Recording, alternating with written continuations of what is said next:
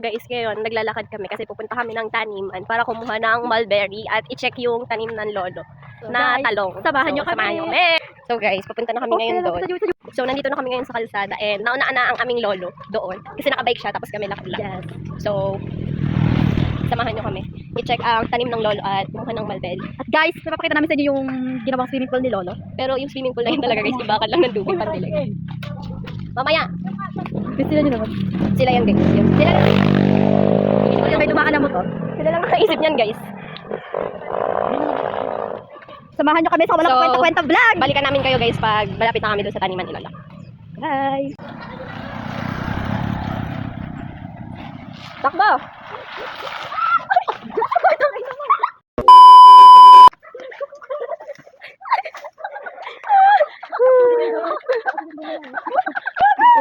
So guys, mukhang may mamumutla na naman nakasama namin.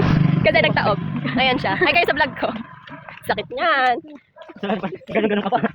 So guys, medyo layo pa. Siguro mga 3 minutes walk pa to. Ayaw niya daw na mabag. So guys, malapit na kami sa ano ni Lola, taniman niya. And nandun na ata siya. Oo nga, no, ba't may mga kabayan? Sitaw. Hindi, ayos magtatanim din pala ng sitaw bukod sa talong. Oo. So guys, ayan yung taniman ni Lola. Yan nakikita nyo yan. Pero hindi amin yan. Hindi po kami mayaman, nakikita nyo lang. Kasi diba, sayang naman yung lupa kung hindi mapapakinabangan. Tama. Sayang yun guys. Ano kami lang na kamote, diba? Baka magukay ka dyan, Che. Sabi ko nga sa kanya, Baka mo din mag-Brazilian guys. So guys, ayan na. May mga kabayan dahil maglalagay ng gapangan ng sitaw. Ipapakita namin sa inyo. Super ganda. Ay, may mulberry din dito. Bilang may bunga. Oh. Kukunin. So, ito na guys, yung gate. Yan, papasok na kami. So, ayan yung, nandun yung mulberry na sana sabi ko may bunga. Ayan na siya guys. Ayan ang taniman ni Lolo. So, medyo malawak siya. Sobrang lawak pala talaga. Super.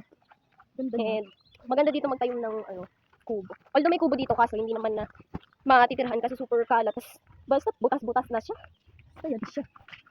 Nandito na tayo guys. Guys, itutur namin kayo sa pinakamagandang taniman ng talong. Sa mundo. Sa mundo.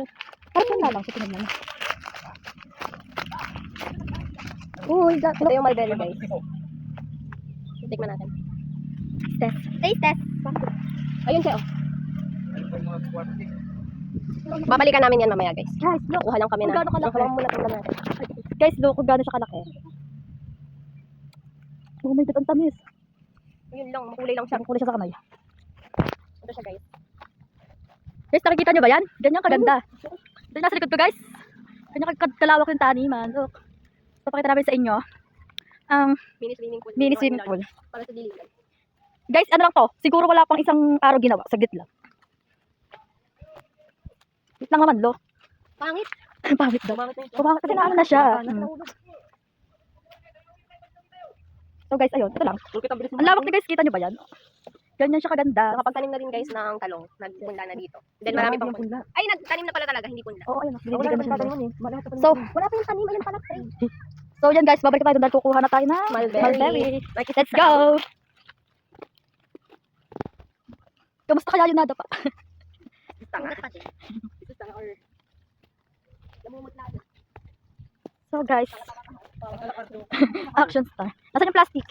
So guys, kukuha na kami ng mulberry. Look, guys. Magaan ka, itang-tang naman.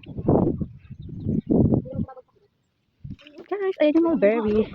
Guys, tingnan nyo, oh. Meron siyang kulay red pag hindi pa masyadong hinog. So, ganda na yung kulay niya kapag hinog na siya, guys.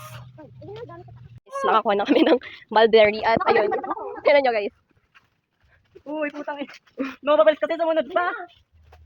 Maasim pa to. Pero masarap na siya. Ay! Kainin mo na yan, Ben!